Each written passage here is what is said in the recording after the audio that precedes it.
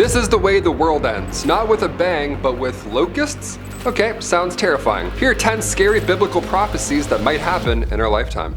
Number 10, plagues. We grew up studying medieval plagues, right? We always feared them, the Black Plague, right? But did we ever imagine we'd live through one like we have in the last decade? Holy smokes, that was hard. Who could have predicted any of that? Well, the Bible did, apparently. Of course, right? That's why we're here. But does it hold any clues to our impending doom? Has it been right before? Revelation 6 and Matthew 24 both foresee this pandemic hitting before the return of one Jesus Christ. So while it's hard to work from home and navigate life through a literal pandemic these days, just think, we might be around the corner from one J Christ to return. That'd be kind of jarring if he just came back. We're like, oh, now we're gonna deal with this guy? Number 9, locusts. This is Revelation 9:3-10. The Bible is home to some strange events, obviously, otherwise terrifying events, like this one. Then from the smoke came locusts on the earth, and they were given power like the power of scorpions of the earth. They were allowed to torment them for 5 months, but not to finish them, and their torment was like the torment of a scorpion when it stings someone. In appearance, these locusts that are mentioned in the Bible were like horses prepared for battle. On their heads were what looked like crowns of gold, and their faces were like human faces. Yeah, terrifying. Among the 10 plagues in the Bible, this one sounds like it's perhaps the worst. In my humble opinion, 5 months of torment caused by pit locusts, that could happen. I don't want it to happen. I'm not trying to alarm anybody, but back in 2016, it kind of did happen. Locusts covered over 270,000 square miles in Russia. So keep your heads up, sinners. Number 8, hot, hot, hot. By the final book of Revelation in the New Testament, the earth goes through quite a rough time. And we see it in 7 plagues: disease,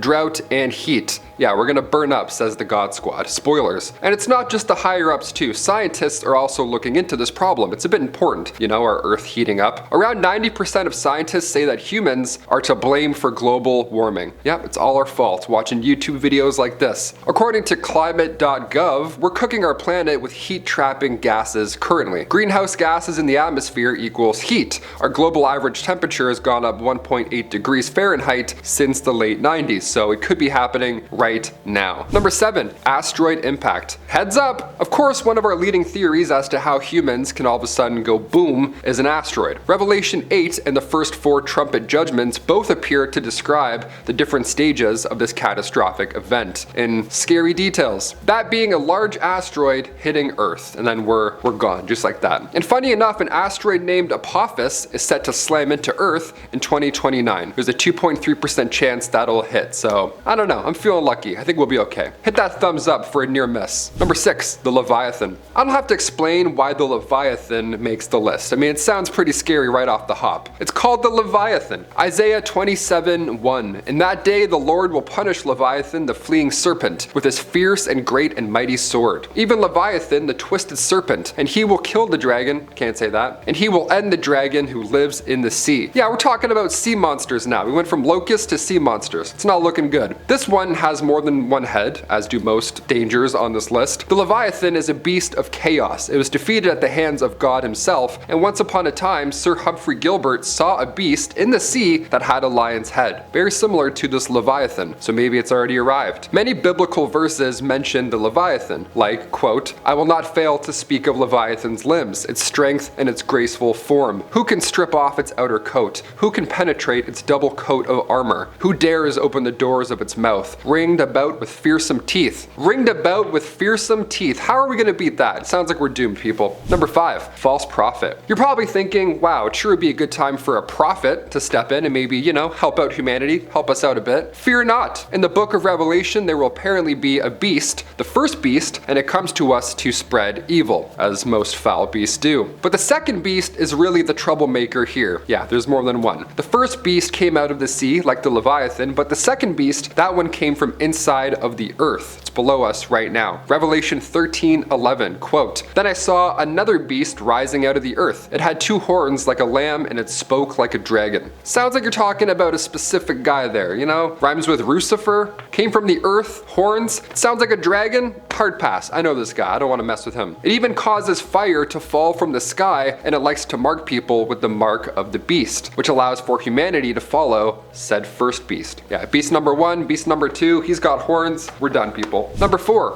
giants. Samuel 17:158. And there came out from the camp of the Philistines a champion named Goliath of Gath, whose height was 6 cubits and a span. 6 cubits and a span is how I'm going to measure myself now. I'm not 6'2", I'm actually 6 and a span. He had a helmet of bronze on his head, and he was armed with a coat of mail, and the weight of the coat was 5,000 shekels of bronze. Spoiler alert, Goliath fell to David. But there's a race of giants called the Amorites. They're mentioned more than 80 times in the Bible. Now, one description mentioned in Amos 2:9-10 paints quite the picture. Quote, "Yet it was I who destroyed the Amorite before them, whose height was like the height of the cedars, and he was as strong as the oaks. Yet I destroyed his fruit above and his roots beneath. Also it was I who brought you up from the land of Egypt and led you 40 years through the wilderness to possess the land of the Amorite." That's quite the description right there. I don't want to mess with that fellow. I've been compared to a tree before, but nothing like a cedar, more like a Groot, if anything. Number 3, Yellowstone National Park. Is it gonna blow? Is it not gonna blow? Should we go camp there? How do we do this? There will be great earthquakes and in various places famines, and there will be terrors and great signs from heaven. That was Luke 21:11. And there will be signs in sun and moons and stars, and on the earth distress of nations and perplexity because of the roaring of the sea and the waves. People fainting with fear and with foreboding of what's coming on the world. For the powers of the heavens will be shaken. Luke 21:25. Now,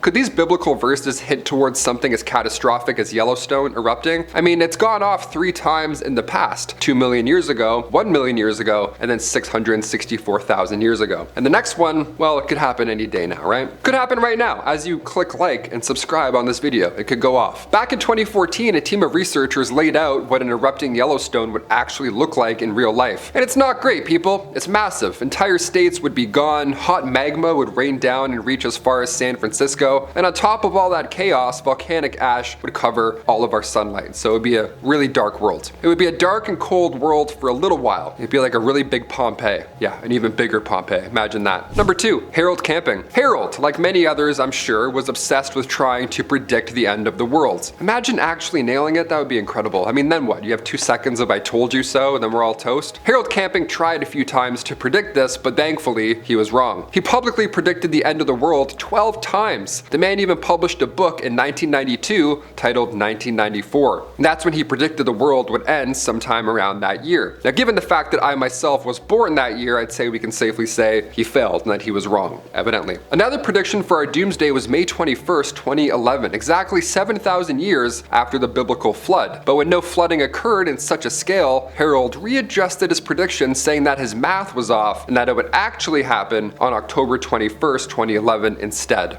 Imagine the hope this guy felt. He was probably so concerned all those times. Thank God he was wrong. And finally, number 1, the rise of a one world government. Revelation 13:7, an authority was given him over every tribe, people, language, and nation. The Bible warns that in the last days, a global government will emerge, controlling economies and populations, kind of like the Illuminati. Now, today, the push for digital currencies, mass surveillance, and centralized power is stronger than ever. So some believe this does pave the way for the Antichrist, a deceptive leader who will, enslave humanity under his rule. They think that one world system could be closer than we think. What do you think, folks? How's the world going to end? Do we predict them today on our list? Comment down below all your thoughts and theories of our demise, and we'll talk to you next time. A most amazing top 10. Peace.